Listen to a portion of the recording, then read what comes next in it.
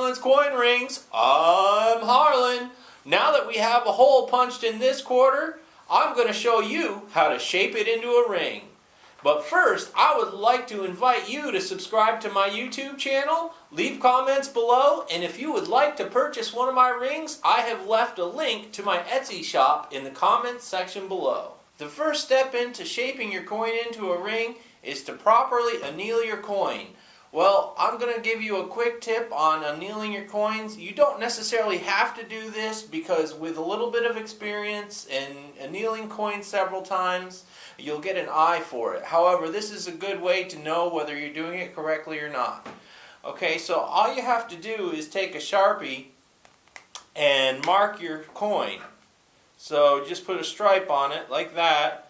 Once you heat the coin up to the proper temperature, the Sharpie will disappear, and then you'll know you can just dunk it in the water and you'll be ready to go. Alright, so let's give it a try. So now I need to go over and grab my torch.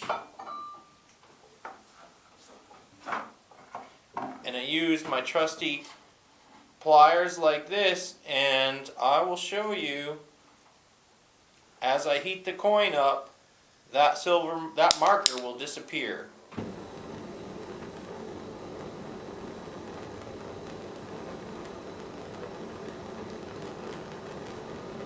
Notice I'm not using the base of the flame, I'm using more the tip of the flame.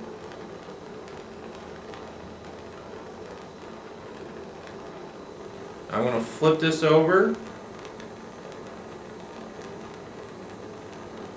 Heat the other side. Now you can see that marker is starting to disappear. Once that marker disappears, you know it's hot enough, it's fully annealed. Now go ahead and drop it in your water, cool it off, and we can start the shaping process. Okay, so now the next part is you need to start the bend on your coin in beginning to turn it into a ring. Alright, so see how it's flat like this, alright, and what we're going to do is we're going to take and start to bend it down into a little bit of a cone shape. Alright, so what I have here is a special die that's made to fit quarters. See how that fits right inside that die like that. And I have a plumb bob, okay? I've taken the plumb bob and cut the top off so that it allows me to use the press to push the coin down into the die and make the cone shape. First thing you have to consider is what side of the coin do you want to have on the outside of the ring.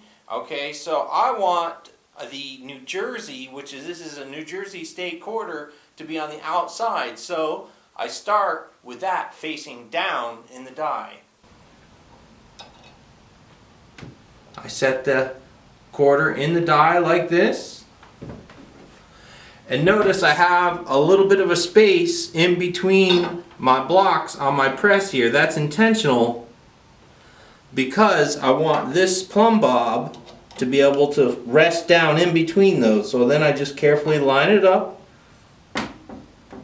like that. Bring the press down. Alright, it's not quite lined up, so I'm just going to move it over a little. Make sure it's just right. Alright, I'm happy with that. Now I'll start the press. Alright, so you can see the plumb bob here pushing down. And I just double check to make sure I have the New Jersey facing down. Yes, it is. So now I go ahead, and as it presses, it starts to press the quarter into a cone, giving you the beginning shape of your ring. Now I push this down to the point where I just start to feel a little pressure. Okay, you don't want to push so hard that it starts to ruin the detailing on the coin. Alright, now I'm getting a little bit of pressure. I'll let this back off. Now let's take a look. Okay, now let's take a look at our ring. I take it out of the die, and as you can see here, it's a little bit of a cone shape. Alright, so it's wider on this side and not as wide on that side. So now we take it over to the ring stretcher and finish it into its shape. But first, I need to go ahead and re-anneal the coin.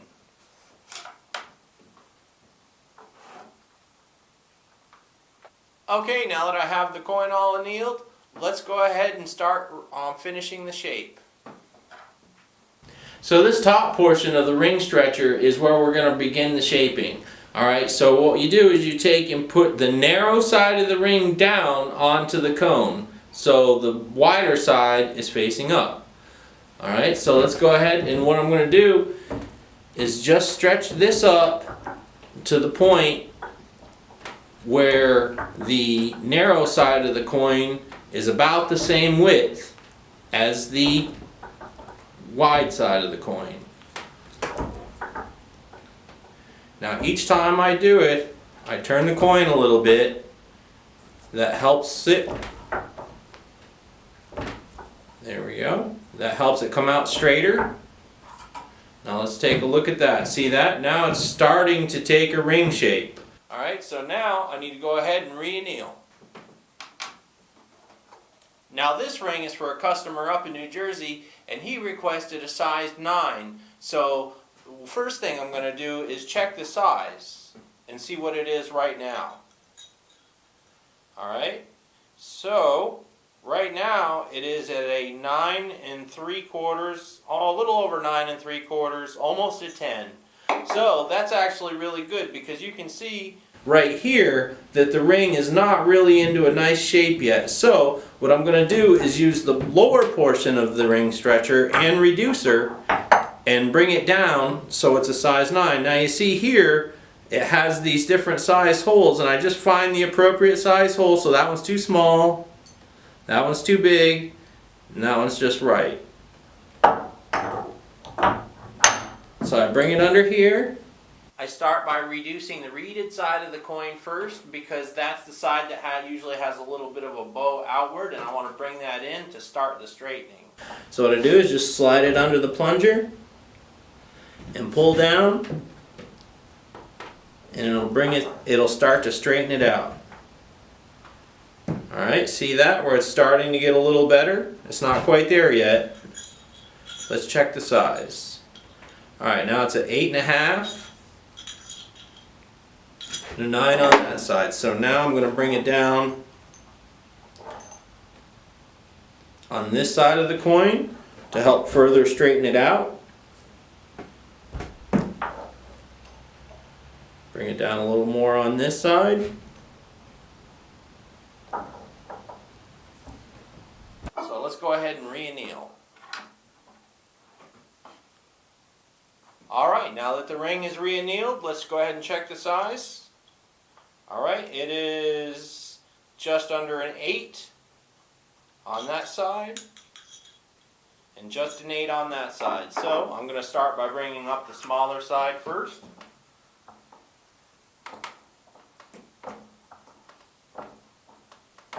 Only a little bit at a time, rechecking the size.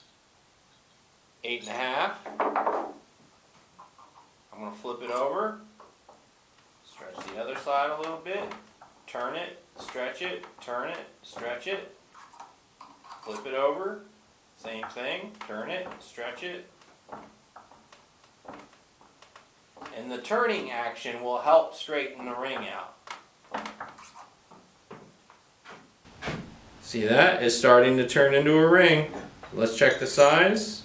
Alright, it's a little over a 9. And because I want to continue to straighten the ring out, I'm actually going to re-anneal it, bring it up a little further, and then bring it back down, so that will help straighten the ring out further. Okay, now with the ring re-annealed, let's go ahead and bring it up with some more. The reason that I do keep bringing it up and down is actually intentional, because this is part of the shaping process. Because once you get the ring just right, you'll see it'll come into its own, and it'll be nice and straight right across it, and you'll know when it's right.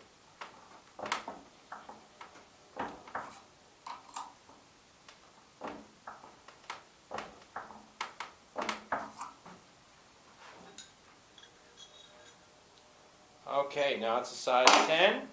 I'm going to bring it over to the reducer, find the right size hole, bring it back down. I'm only just going to bring it down a little bit. Check the shape. Wow, see just that right there. You can see right there it started to straighten it out already. So now I'm going to flip it over, reduce the other side a little bit. Now I don't like to make huge adjustments all at once. I like to make small incremental adjustments.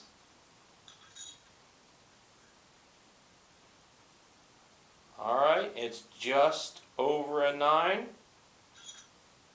Let's take a look at that. Yeah, that ring is starting to look nice and straight. Alright, I'm going to bring it down just a tad bit more. Just a hair. Check the size. Alright, that's 8 3/4 on that side. On this side it's just a 9, so let's see, it's a little bit finicky of a process, but it's worth it.